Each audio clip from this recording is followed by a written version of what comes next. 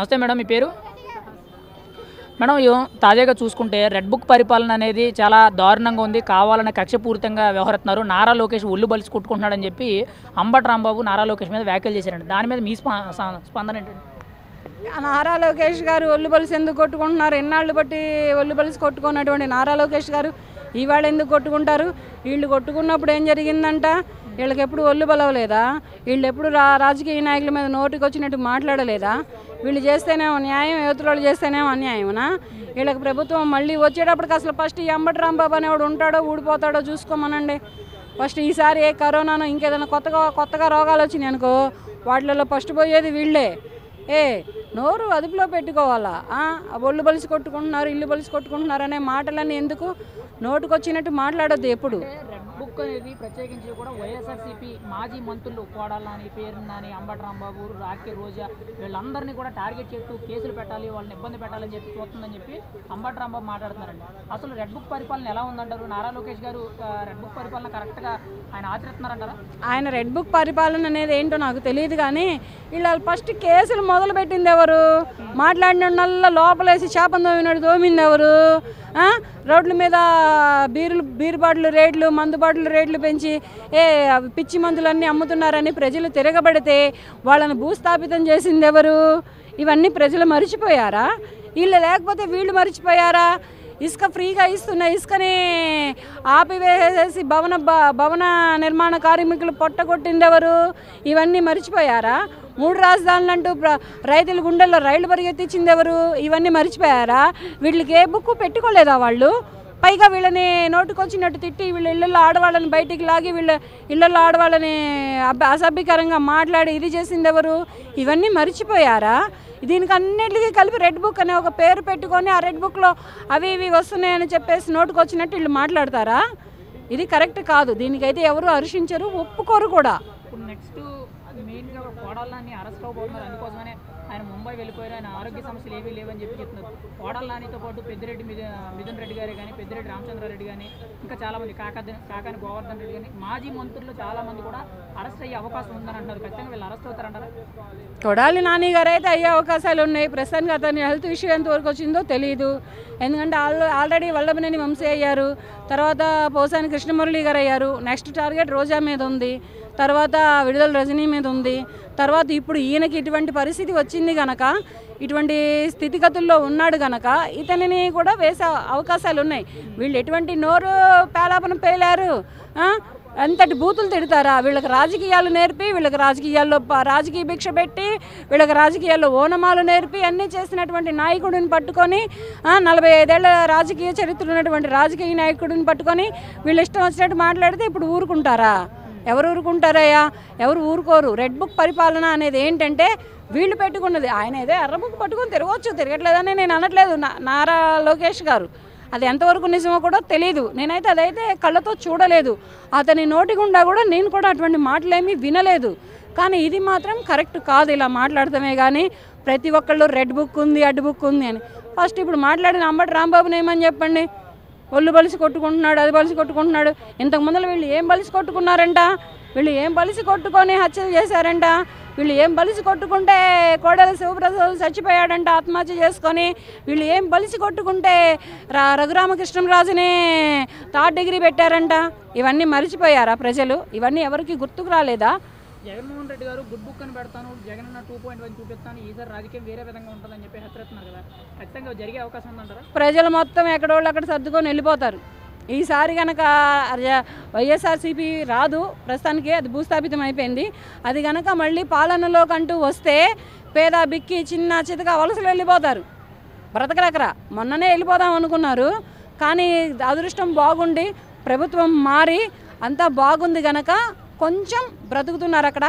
ఈసారంటూ మళ్ళీ ఫ్యాన్ తిరిగిందంటే మొత్తం ఆ గాలికి కొట్టుకుపోతారు. మరి జగన్మోహన్ రెడ్డి గారు తాజాగా మాట్లాడుతూ నేను సుపరిపాలన చేశాను, 99% సంక్షేమ పథకాలు అమలు చేశాను, నాకంటే ఎవరు బాగా చేయలేదని చెప్తున్నారు. ఏంది పావుల రూపాయలను పావుల బేరాలు, 10 రూపాయ బేరాలు, చరానా కోడికి బారానా మసాలా పెట్టి చేశాడంట ఆయన. డెవలప్మెంట్ ఎందుకు ఆపేశావు? ప్రజలు చదువుకున్న ఉద్యోగస్తులందరూ ఎక్కడికి పోయారు? ఎక్కడ బ్రతికారు 5 ఏళ్ళు? తల్లిదండ్రులు వదిలేసుకొని, భార్య పిల్లల్ని వదిలేసుకొని, పొట్ట తిప్పలు పట్టుకొని అలోలక్షణం అనుకుంటూ వేరే దేశాలు రాష్ట్రాలు పోయి బ్రతికారు. వాళ్ళు చెప్పుకోబట్టే భార్య పిల్లలే కానీ తల్లిదండ్రులే కానీ పరిపాలనని ప్రభుత్వాన్ని మార్చుకున్నారు. నువ్వు డెవలప్మెంట్ ఆపేసావు, రాజధానులను పెట్టావు, తీసుకుపోయి వైజాగ్లో ఏదో ప్యాలెస్ కట్టుకున్నావు. ఇవన్నీ ఎవరు సొమ్మని చెప్పేసి కట్టుకున్నావు? సెక్రటేరియట్ని 370 కోట్లకి నువ్వు తాకట్టు పెట్టావు. ఎవరు సొమ్మని చెప్పేసి నువ్వు తాకట్టు పెట్టావు? ఏం చేసావు నువ్వు? పేద ప్రజలకు ఇచ్చిన భూములు కోట్లల్లో కేసులలో ఉన్నాయి. వాడు ఇల్లు కట్టుకోవడానికి పనికిరాదు, ఉండడానికి పనికిరాదు. నువ్వు ఇచ్చిన స్థలం ఏం చేసుకోవాలి? వాడు ఉందామంటే గొయ్యి, తిందామంటే నుయ్యి అన్నట్టు అయిపోయింది. ఇకపోతే నిత్యావసర వస్తువులకైతే రెక్కలు ఏ రకంగా వచ్చినాయి అంటే ఆ రకంగా వచ్చినాయి. ఒక్కసారిగా ఆకాశానికంటే పేదవాడు బ్రతకడానికి లేకుండా అయిపోయింది. ఇటువంటి పరిపాలన నువ్వు చేసి మేము ఏదో 1 పాయింట్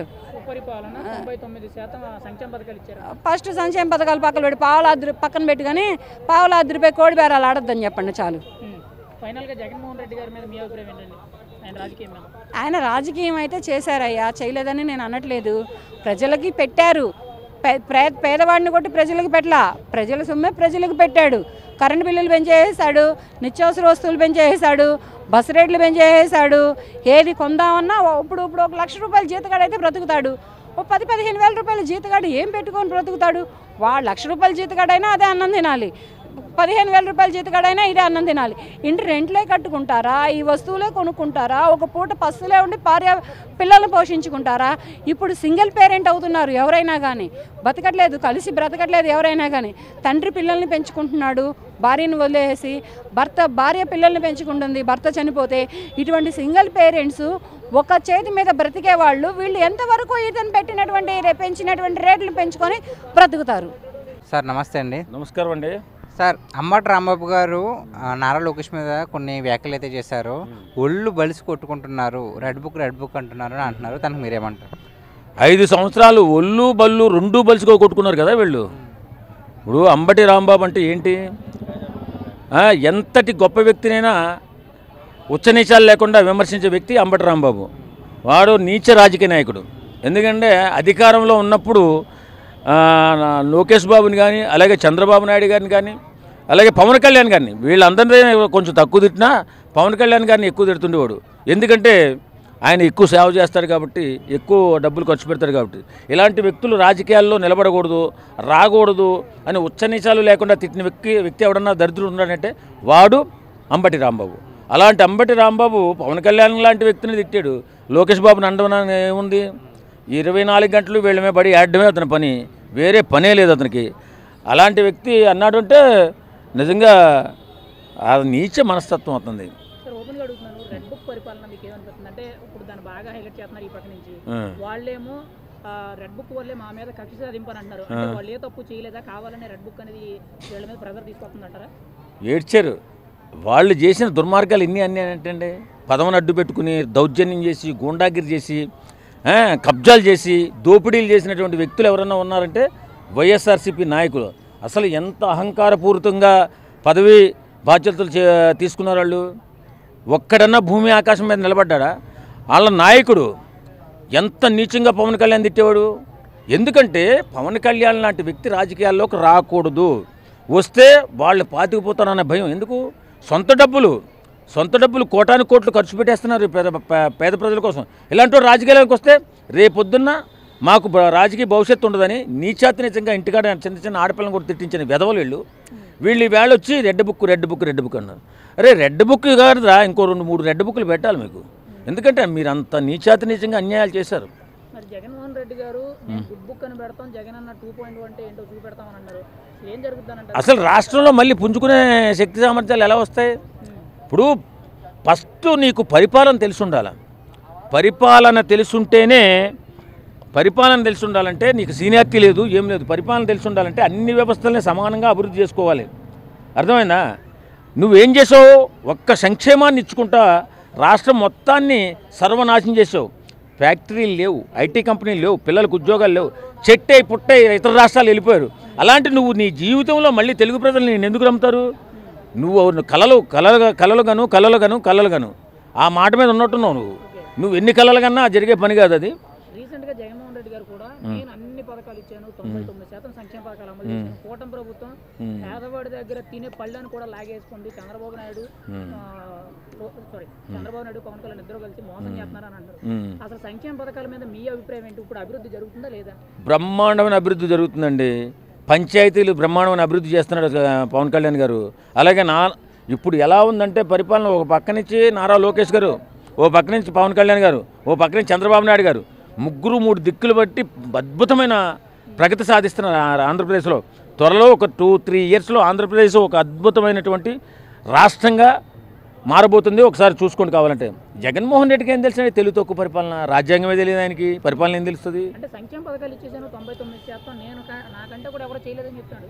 ఏం చేసి ఇప్పుడు ఎలా మాయ మాటలు ఎన్నో చెప్పాడు. 175 అన్నాడు, వచ్చేసాయి అంటే ఆయన మాటలు ఇప్పుడు నమ్మవలసిన అవసరం లేదు. ఎందుకంటే అతను చేసిన పెద్ద తప్పు పవన్ కళ్యాణ్ లాంటి వ్యక్తిని విమర్శించడం. ఫస్ట్ పవన్ కళ్యాణ్ ఉచ్చానిషాలు లేకుండా దూషించడం. ఒక అతి పెద్ద సామాజిక వర్గం ఉన్నటువంటి, ఆ సామాజిక వర్గం దేవుళ్ళ కొలిచేటటువంటి అతన్ని నిశ్చనిషాలు లేకుండా దూషించడం, అది నీ జీవితంలో ఈ జగన్మోహన్ రెడ్డి అనేవాడిని ఆ సామాజిక వర్గం అస్సలు విస్మరించదు, క్షమించదు. ఎప్పటికీ జగన్మోహన్ రెడ్డి అనేవాడు ఆంధ్రప్రదేశ్లో మళ్ళీ సీఎం కాలేడు. ఇప్పుడు తాజాగా చూసుకుంటే ఒక వార్త ఏంటంటే బొత్స సత్యనారాయణ గారు జనసేనలోకి రాబోతున్నారని చెప్పి పెద్ద ఎత్తున ఒక వార్త అయితే వైరల్ అవుతుంది. ఎందుకు అని అంటే జగన్మోహన్ రెడ్డి గారి విధానాలు నచ్చకపోవడం, ముఖ్యంగా పార్టీ కూడా రోజుకి కూడా బలహీనపడడంతో ఉత్తరాంధ్రకు సంబంధించి ముఖ్యంగా తూర్పు కాపు సామాజిక వర్గం నుంచి బొత్స సత్యనారాయణ జనసేనలోకి రాబోతున్నారని ప్రచారం జరుగుతుంది. వస్తే బాగుంటుందంటారా? ఖచ్చితంగా వచ్చే అవకాశం ఉందంటారా? బ్రహ్మాండంగా ఉంటుందండి. ఎందుకంటే ఇప్పుడు గర్వంగా చెప్పుకుంటారండి ఎవరైనా. ఇప్పుడు కార్యకర్తలు, పవన్ కళ్యాణ్ గారి అభిమానులు కానీ కార్యకర్తలు కానీ, నేను పవన్ కళ్యాణ్ అభిమానిని, నాది జనసేన పార్టీ అని గర్వంగా గుండెల మీద చెప్పుకుంటారు. ఎందుకు? నిజాయితీపరుడైన నాయకుడు అండి అతను ఎలాంటి ప్రలోభాలకు లొంగడు, ఎలాంటి లంచాలు తీసుకోడు, 10 మందికి సేవ చేయడం తప్ప, 10 మందికి సాయం చేయడం తప్ప, కోటాను రూపాయలు ఇచ్చేసినటువంటి పేద ప్రజలకు అభ్యున్నతికి ఖర్చు పెట్టినటువంటి పవన్ కళ్యాణ్ గారు చనిపోయినటువంటి కౌలు రైతులకు 300 మందికి మనిషికి 1,00,000 రూపాయలు ఇచ్చాడు. చాలా అతని జీవితంలో ఎంత పెద్ద సేవలు చేస్తున్నాడో. అలాంటి వ్యక్తిని రానీకండా చేశారు చూడు. రానీకండా చేయాలని ఆయన ఉచ్చనిచాలు లేక తిట్టారు చూడు వైఎస్ఆర్ కాంగ్రెస్ పార్టీ. ఈ జన్మలో కాదు, వచ్చే జన్మలో కూడా సీఎం కాలేడు జగన్మోహన్ రెడ్డి. ఇప్పుడు మెయిన్గా మాట్లాడుకుంటే పవన్ కళ్యాణ్ ఎవరైతే తిట్టారో మంత్రులందరూ కూడా కనిపించకుండా పోయారు, అరెస్టులు అవుతున్నాయి. వాళ్ళేమో మళ్ళీ తిరిగి మీ రెడ్ బుక్ మేము భయపడము, ఏం చేసుకుంటారు చేసుకోండి అని చెప్పి వ్యతిరేకంగా మాట్లాడుతున్నారు. అసలు ఏం సార్ ఇది? అంటే వీళ్ళు కావాలన్న టార్గెట్ చేస్తున్నారా లేకపోతే వాళ్ళు భ్రమపడుతున్నారన్నారా? భ్రమపడుతున్నారు, వాస్తవంగా వాళ్ళ భ్రమ. ఎందుకంటే రెడ్ బుక్ అనేది ఇంకా ఓపెన్ చేయలే. ఇప్పుడు ఎంత ఫస్ట్ పేజీలోనే ఉన్నారు వీళ్ళంతా. అసలు రెడ్ బుక్ ఓపెన్ చేస్తే వాళ్ళకి చాలా ఉంటుంది. ఎందుకంటే అంత అన్యాయంగా ప్రవర్తించారండి. ఒక మీటింగ్ జరుపుకోనివ్వలేదు. పవన్ కళ్యాణ్ గారు లాంటి వ్యక్తి వస్తేనే సరిగా రాష్ట్రంలోకి రానివ్వలేదు. అలాంటి పరిపాలన చేసిన వీళ్ళు ఈవేళ రెడ్ బుక్ అని ఏడుతున్నారు. ఏడ్చి ఏం ప్రయోజనం? జగన్మోహన్ రెడ్డి రెడ్ బుక్ పడి ఏడ్చి ఏం ప్రయోజనం? పవన్ కళ్యాణ్ గారిని కాకినాడ ఎమ్మెల్యే దూరంపూడి చంద్రశేఖర్ అనేవాడు ఉచ్చనీచాలు లేకుండా తల్లిని తిడితే ఆ వెధవని తీసుకొచ్చి నీ ఆఫీస్కి తీసుకొచ్చి చెప్పు తెగిందాక కొట్టి ఇది సంస్కారం కాదురా అని చెప్పుంటే ఈవేళ జగన్మోహన్ రెడ్డి ఏడ్పుకి అర్థం ఉంటుంది. అలాగే బోరగడ్డ అనిల్ అనే ఒక నీచమైన నికృష్టమైన కుక్క ఆంధ్రప్రదేశ్లో పడి అందరినీ తిట్టుకుంటూ అందరినీ ఖర్చుకుంటూ పవన్ కళ్యాణ్ బిడ్డలను కూడా తిట్టినటువంటి వాడిని తీసుకొచ్చి పోలీస్ స్టేషన్లో పెట్టి పీకమే కాలేజ్ తొక్కి విధవా ఇది కరెక్ట్ కాదురా నాకు కొడక అని చెప్పుంటే ఈవేళ నువ్వు ఏడ్పుకి అర్థం ఉంటుంది. ఇలాంటి సన్నాసి పనులన్నీ చేసుకుంటా రోజా ఓ పక్కన ఎన్ని తిట్లు 1, 2, 3 ఫైనల్గా రెడ్ బుక్ మీద మీ అభిప్రాయం ఏంటి సార్? కరెక్ట్గా చేస్తున్నా కూడా లేదా? ఇంకా రెడ్ బుక్ స్టార్ట్ కాలేదంటున్నాను నేను. స్టార్ట్ అవ్వాలి. అది స్టార్ట్ అయితేనే వీళ్ళకి బుద్ధి వస్తుంది. ఫైనల్గా రెడ్ బుక్ వాళ్ళంతా చూడాలంటారు. అంతే ఖచ్చితంగా. Thank you. Thank you.